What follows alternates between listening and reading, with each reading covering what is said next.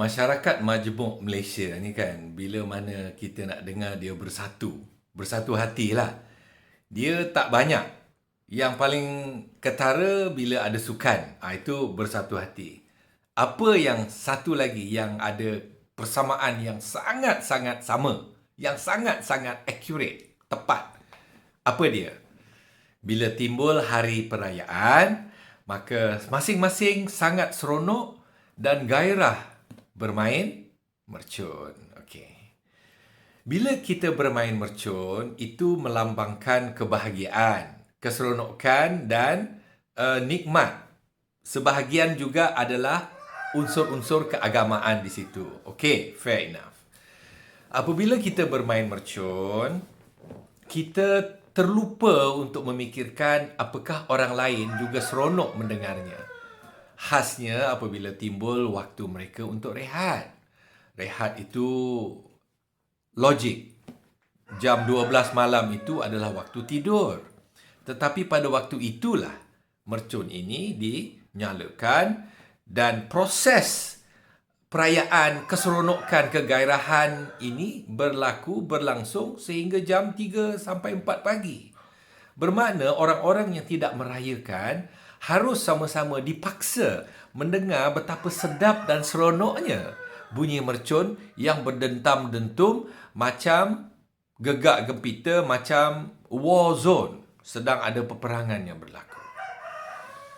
Dan ini menimbulkan rasa yang sangat nikmat, macam lagu muzik keroncong, macam muzik sentimental, muzik jazz nak tidur, didodoikan dengan lagu-lagu yang enak, maka bertambah nyenyaklah tidur kita, kan?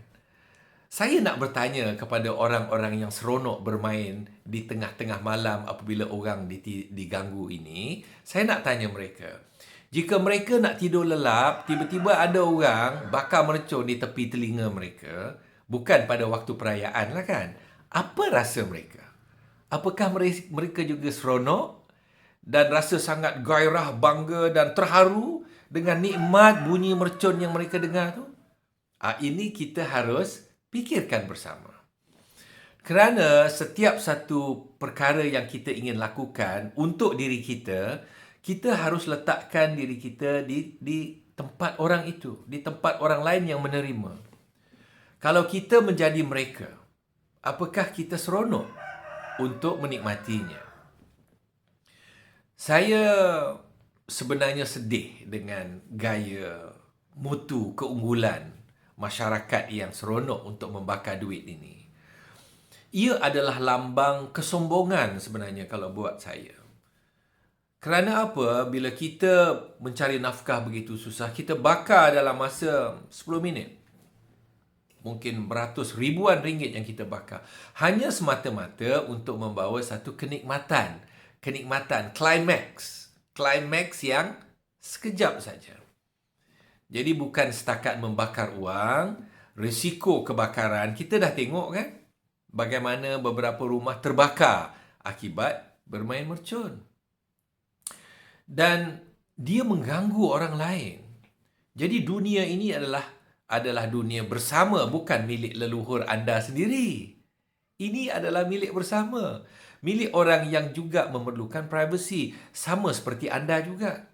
Sekiranya ia berlaku bukan pada masa musim-musim perayaan, anda anak beranak sedang nak tidur, jam 2 pagi ada orang bakar mercun depan rumah awak. Seronok tak? Nikmat tak rasanya? Kan?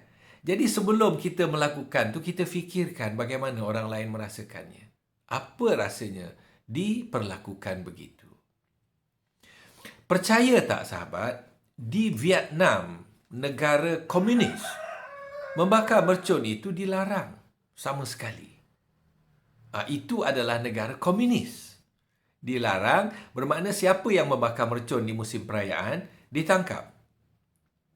Tapi di negara kita, undang-undang membakar mercun sudah ada. Tetapi undang-undang tetap hanya setakat undang-undang, kawal selia dan cara dia bekerja, saya tak berani nak komen. Kerana bunyinya dentam dam dam dum, bunyi mercun, kan kata Saloma. Kalau bunyi dam dam dum yang low dia punya volume tu, mercun celah gigi yang kecil-kecil tu tak apalah, kan. Ini mercun macam bom nak pecahkan bangunan bunyinya. Ini adalah renungan kita bersama lah. Renungan kita bersama. Kerajaan wajib mengeluarkan satu peraturan. Jika sekiranya pun pembakaran mercun itu adalah sebahagian dari budaya untuk meraihkan tahun baru, faham.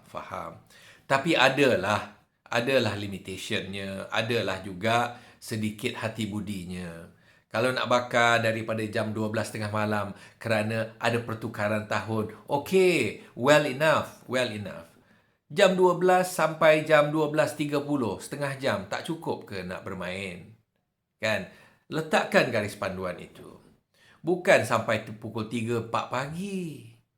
Bila mana orang lain juga dipaksa untuk mendengarnya. Inilah letaknya compromise, belas ihsan, rasa peri kemanusiaan. Betul tak sahabat? Kan? Tak baik buat begini. Dunia ini bukan milik anda seorang. Dia milik bersama. Steady bang, steady. Jangan lupa untuk like dan subscribe. Okay?